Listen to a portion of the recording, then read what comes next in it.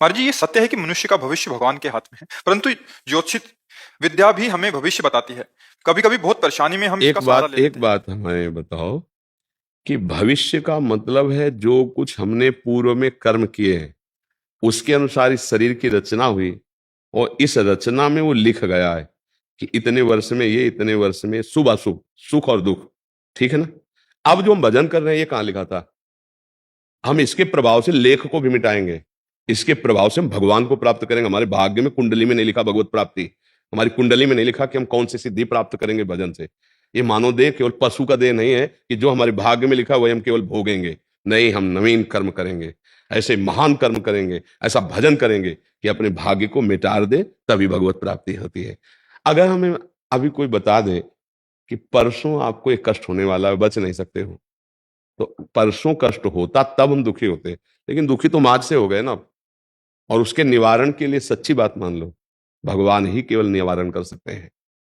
अगर और कोई निवारण का उपाय होता तो दशरथ जी का मरण, सिया जी का हरण, भगवान का वन वन भटकना, ये कुंडली के विचार में कमी नहीं की थी वशिष्ठ जैसे त्रिकालज्ञ महापुरुष, और उधर जनकपुर में सदानंद जैसे सिया जी के पक्ष के पंडित सदानंद जी महाराज, और ये कुलगुरु वशिष्ठ जी त्रिकालज्ञ।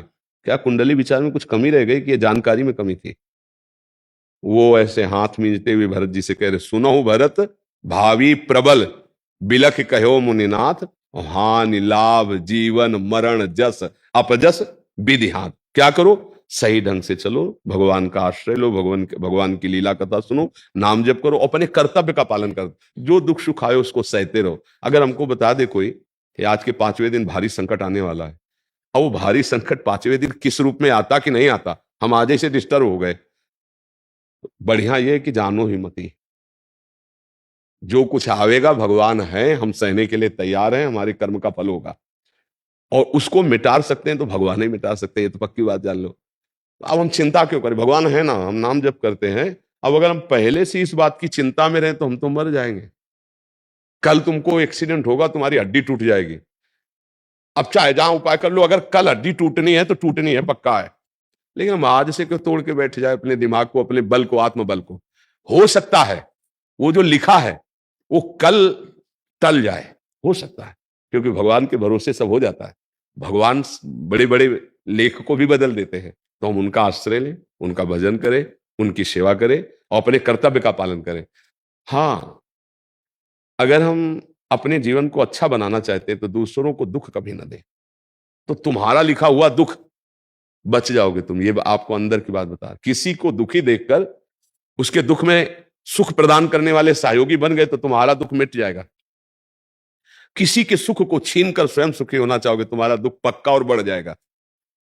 खूब नाम जप करो, भगवद आश्रित रहो। हमें लगता है कि ज्यादा जानकारी दुख का कारण बनती है।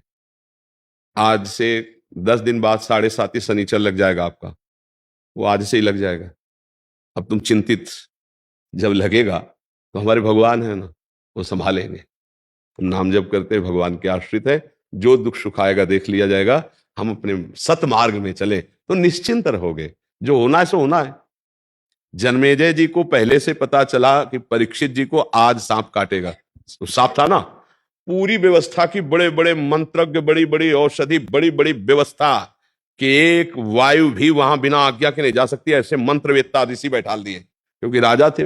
परीक्षित जी ने उन्हीं को तो मुकुट पहना करके तब फिर भागवत सुनी, ज्यों ही समय आया तक्षक के काटने का, तो ब्रह्म ऋषि लोग फल फूल लाकर राजा को समर्पित करते थे और उनकी जांच नहीं होती थी, क्योंकि ऋषियों की जांच, तो एक ऋषि के पुष्प में ही, पराग में लाल दाने के रूप में छोटा रूप, इच्छाधारी होते तो महान, छोटा रूप धारण करके बैठ गए। जो ही ऐसे समर्पित किए, पुष्प ऐसे लिया और जे ही ऐसे माथे में लगाने को विशाल रूप धारण करके काटते ही बस मोर अंतर ध्यान। रोक पाए? होनी थी। संगी ऋषि ने साप दे दिया था, आज के 7वें दिन भयानक विषधारी तक्षक सर्प काटेगा, और ऐसी व्यवस्था नहीं थी। एक खंभ का महल बना था, औषधियों से खंभ लेपित था कि चढ़ नहीं सकता, आसपास मंत्रों से कील दिया गया था, बड़ी भारी व्यवस्था थी कि परीक्षित जी को, लेकिन ना समय आया, काम हो गया। तो जो होना है उसके लिए हमें चिंता क्या करनी, टाल तो सकते नहीं, और जो टलना है वो भगवान टाल देंगे। तो हम आज से निश्चिंत होकर भगवान की शरण में भजन करते हुए धर्म पूर्वक आचरण धर्म के करते हुए समय व्यतीत करें। हमें लगता है ज्यादा इस चिंता में नहीं फंसना चाहिए कि अब कल क्या होगा, ये हम जानकारी कर ले। बड़ी कृपा है कि हमें जानकारी नहीं है कि कल क्या होगा, तो हम आज से चैन से रह लेंगे, आज धर्म से जी लेंगे। नहीं, कल की चिंता में हमारा आज बर्बाद हो जाएगा, नहीं हो जाएगा वर्तमान, और कल पता नहीं वो आवे कि ना आवे, ऐसा भी हो सकता है। भगवान बचा ले, भगवान के आश्रित है, वो टाल सकते हैं।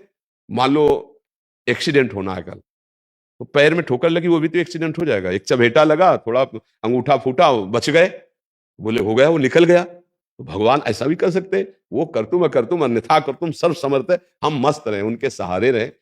ज्यादा जानकारी हमें लगता है नुकसानदायक होती है, क्योंकि परेशानी बढ़ जाएगी ना दिमाग में। ज्योतिष शास्त्र सत्य है, ऐसा नहीं, पर उसको जानने वाले हों। तो परीक्षित जी के जन्म लेते ही सब बता दिया गया था, ये होगा शास्त्र के जन्म। तो हमें लगता है अपने को बचना चाहिए, अपने दिमाग को सुरक्षित रखने के लिए भगवान की कथाएं पढ़ो, भगवान का नाम जप करो, भगवान के आश्रित रहो, अच्छे आचरण करो। जो होना होगा सो हो ही जाएगा, देख लिया जाएगा। कल की बात को हम आज चिंतित होकर परेशान हो जाए, हमें लगता है बुद्धिमानी तो नहीं होगी। क्यों?